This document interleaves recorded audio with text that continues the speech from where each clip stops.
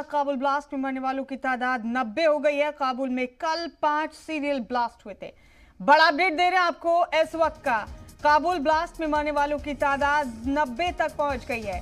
कई अफराद की बेहद तशवीशनाक हालत है और आपको बता दें कि इस हमले में 13 अमेरिकी फौजियों ने भी शहादत दी है। काबुल में कल सीरियल ब्लास्ट हुए थे एयरपोर्ट और उसके आसपास, और फिलहाल बड़ा अपडेट यह है कि काबुल ब्लास्ट में मरने वालों की तादाद 90 तक पहुंच गई। कल एक के बाद एक 5 सीरियल ब्लास्ट हुए थे काबुल में।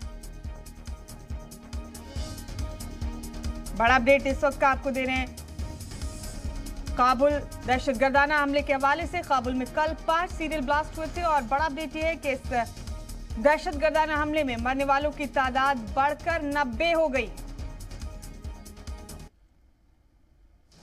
बड़ा अपडेट इस वक्त आपको दे रहे हैं। अमेरिका ने इस बीच इंतबाह जारी किया है आईएसआईएस को और कहा कि जो इस हमले के कसूरवार हैं उनको किसी कीमत पर अमेरिका बख्शेगा नहीं। अमेरिका उनका तब तक पीछा नहीं छोड़ेगा जब तक उनका खात्मा नहीं कर देगा।